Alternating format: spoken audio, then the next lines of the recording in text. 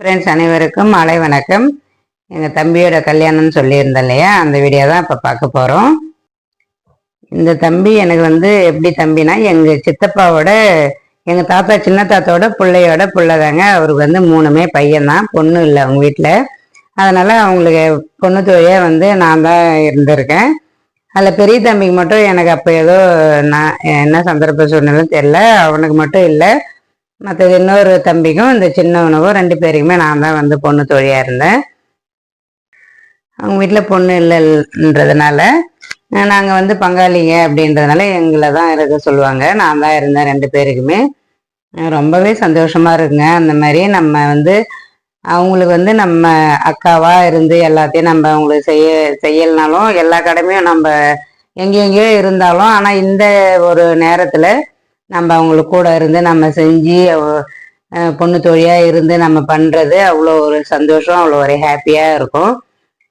எங்கேயோ உறவுகள் எங்கெங்கேயோ இருந்தாலும் இந்த மாதிரி ஒரு நிகழ்ச்சியில் நம்ம சேர்ந்து அந்த உறவுன்ற ஒரு இதில் நம்ம இருந்து எல்லாமே செய்யக்குள்ள அவ்வளோ ஒரு சந்தோஷமாக இருக்கும். அதை நம்ம சொல்ல முடியாது.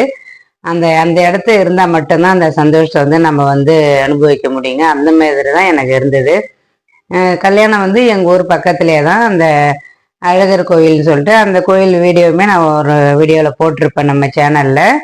அங்கே தான் கல்யாணம் வச்சுருந்தாங்க.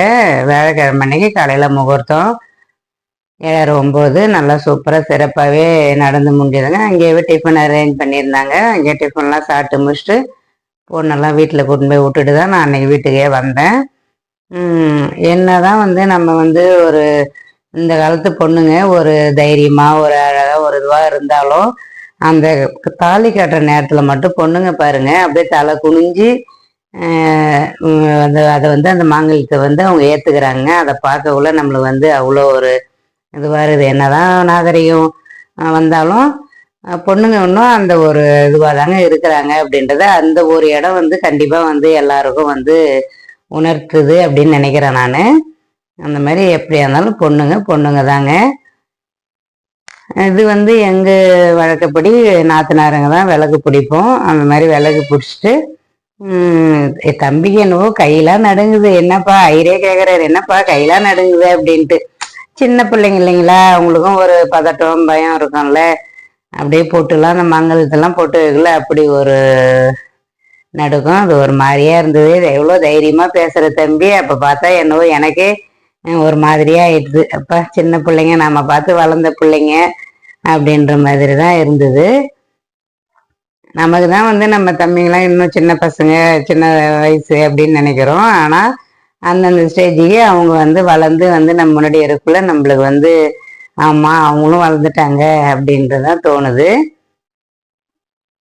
எனக்கு கூட பிறந்தவங்க 2 தம்பி ஒரு அக்கா. இந்த மாதிரி இவங்க சித்தப்பா பிள்ளைங்க. இன்னும் எனக்கு அப்பா கூட பிறந்தவங்க அண்ணன், இன்னொரு 2 அண்ணன் அவங்களுக்கெல்லாம் இருக்காங்க. அவங்களுக்கெல்லாம் அக்கா எல்லாருமே கலந்து இருந்ததுனால அவங்கவுங்க தம்பிங்களுக்கு அப்படி இருந்துட்டாங்க. இவங்களுக்கு பொண்ணு இல்லைன்றதால நான் இருந்து செஞ்சேன். எனக்கு அதை தான் சொன்னேன், அவ்வளோ ஒரு சந்தோஷம்தான். இதோட வரவேற்பு தான் ஞாயிற்றுக்கிழமை சாயந்தரம் வச்சுருந்தாங்க. அந்த ரிசப்ஷன் போயிட்டு தான் கொஞ்சம் லேட்டாக தாங்க போனேன். எனக்கு இன்னொரு ஃபங்க்ஷனுமே ஒன்று இருந்தது. அதையெல்லாம் முடிச்சுட்டு நாங்கள் போக கொஞ்சம் லேட்டாக தான் ஆயிடுச்சு. அப்படி இருந்துமே தம்பி ஃபோன் பண்ணி நீங்கள் இருக்கணுங்க, நீங்கள் வாங்க சீக்கிரம் அப்படின்னா, நான் கண்டிப்பாக நீங்கள் முடியறதுக்குள்ளேயே நான் வந்துடுவேன், நீங்கள் பயப்படாதப்பா அப்படின்னு சொல்லிட்டு தான் நான் இதை முடிச்சுட்டு அப்புறமா அங்கே போனோம். நம்ம ரிசப்ஷனில் இருந்தாங்க பண்ண போகிறோம், சும்மா கூட நிற்க போகிறோம், அவ்வளோதான். சரி, முக்கியமானது எல்லாம் கல்யாணம்லாம் நம்ம முடிச்சிட்டோம், இதுக்கு நம்ம கொஞ்சம் நேரம் கூட இருந்தால் போதும் அப்படின்னு தான் எனக்கு தோணுச்சு. அப்புறம் போயிட்டு ஃபோட்டோலாம் எடுத்துக்கிட்டோம். ஏதோ மண்டை மேலே இருந்த கொண்டையை மறந்தோம் அப்படின்ற மாதிரி. வீடியோ எடுக்கிற தம்பி எங்கள் சொந்தக்கார தம்பி தான், ரொம்ப நல்லா தெரிஞ்ச தம்பி தான். நம்ம ஃபங்க்ஷன் எல்லாருக்குமே அந்த தம்பி தான் வரும். என் செல்லை கொடுத்து கொஞ்சம் வீடியோ எடுத்து கொடுப்பான்னா தாராளமாக எடுத்து கொடுத்துருவோம். எனக்கு அந்த சிந்தனையே இல்லை, நம்ம லேட்டாக போயிட்டுன்ற ஒரு இது. அதே மாதிரி அந்த நம்ம ஃபோட்டோ எடுத்துக்குள்ள ஒரு வீடியோ கொஞ்சம் எடுத்து கொடுப்பா அப்படின்னு சொல்லவே மறந்துட்டேன். சரி பரவாயில்ல அப்படின்னு விட்டாச்சு. நாங்கள் போய் ஒரு ஃபோட்டோலாம் எடுத்துக்கின்னு எங்கள் வீட்டுக்கார் வேற ஒரு ஃபங்க்ஷனில் சாப்பிட்டாங்க. அதனால் நான் மட்டும்தான் போய் சாப்பிட்டேன். சாப்பாடுமே எல்லாமே சூப்பராகவே இருந்ததுங்க. மஷ்ரூம் பிரியாணி வச்சுருந்தாங்க. எனக்கு என்னவோ இப்போல்லாம் ஒரு ஃபங்க்ஷனில் எனக்கு என்னவோ சாப்பாடெலாம் கொஞ்சம் பிடிக்காத மாதிரி, அந்த பழைய டேஸ்ட்டே இல்லாத அப்போல்லாம் காரக்குழம்பு சாம்பார்லாம் இல்லாத மாதிரி தான் ஒரு ஃபீல் ஆகும். என்னவோ டிஃப்ரெண்ட்டாக போடுறேன் அப்படின்ற மாதிரி எல்லாமே கொஞ்சம் டேஸ்ட்டு மாறின மாதிரி தான் எனக்கு தோணுச்சு. ஆனால் அந்த கல்யாணத்தில் எனக்கு சாப்பாடு காரக்குழம்பு சாம்பார் எல்லாமே நல்லாவே வந்து சூப்பராக. அப்புறம் சாப்பிட்டு முடிச்சுட்டு அப்புறம் வந்துட்டு அம்போகம் கொடுப்பாங்கங்க. கல்யாணம்லாம் முடிச்சுட்டு பொண்ணுக்கெலாம் பாத்திரம்லாம் வாங்கி வச்சு அம்போகம் கொடுக்கறது அப்படின்னு சொல்லுவாங்க. அந்த மாதிரி அம்போகம் கொடுக்குறப்ப அந்த பொண்ணுக்கு வாங்கி வச்ச பாத்திரம் எல்லாத்தையும் எடுத்து வச்சுருந்தாங்க. நிஜமாவே அதை பார்க்கறதுக்குள்ளலாம் அப்பா நம்மளாம் வந்து எப்படி பண்ணணும் எப்படி பண்ண போகிறோம் அப்படின்றது தெரியல. விற்கிற விலைவாசிக்கு உண்மையிலே ஒரு எல்லாமே நிறையவே செய்கிறாங்க இப்போலாம். அவங்கவுங்க பொண்ணுங்களுக்கு தேவையானதை அப்பா அம்மாங்க எல்லாமே செஞ்சு கொடுக்குறாங்க. எல்லாமே நல்லாவே சிறப்பாகவே செஞ்சுருந்தாங்க. எல்லாமே நிறையா தான் எல்லா பாத்திரம் ஃப்ரிட்ஜு வாஷிங் மிஷின் எல்லாமே வாங்கி வச்சுருந்தாங்க. அப்புறம் அதெல்லாம் முடிச்சுட்டு அப்புறம் எங்கள் வழக்கப்படி அதான் பொண்ணுக்கு வந்து ட்ரெஸ் எடுத்து கொடுப்பாங்க. நாத்தனாருக்கு அந்த மாதிரி ட்ரெஸ்ஸு எங்கள் வீட்டுக்காருக்கு சட்டை எடுத்து வச்சுருந்தாங்க. அதுக்கப்புறம் கோழக்கூடன்னு சொல்லுவாங்க. ஏதாவது ஒரு பாத்திரத்தில் ஸ்வீட்லாம் வச்சு அதை வேடு கட்டுறது அப்படின்வாங்க. அதை கட்டி கொடுப்பாங்க. அந்த மாதிரியுமே எனக்கு வந்து நாத்தனார் புடவை கொடுத்தாங்க. அதையும் வாங்கிட்டு அப்புறம் வந்து ஃபோட்டோ எடுத்தோம். தம்பி பொண்டாட்டிங்க இன்னும் 2 தம்பி பொண்டாட்டிங்க அந்த ஃபோட்டோவில் இருப்பாங்க பாருங்கள். அவங்க தான் 2 பேரும். சரி நம்ம ஒரு ஃபோட்டோ எடுத்துக்கணும்னு சும்மா நின்று எங்கள் வீட்டுக்காரர் தான் எடுத்தார். உடனே மாப்பிள்ளை நானும் அப்படின்னு சொல்லிட்டு கிட்ட ஓடியாந்து டக்குன்னு அக்கா கை மேலே தோல் மேலே கை போட்டு நின்றுட்டான். உடனே எங்கள் வீட்டுக்காரர் சொன்னார், இனிமேல்லாம் அக்கா கூட தனியெல்லாம் நிற்கக்கூடாதுப்பா அப்படின்னாரு.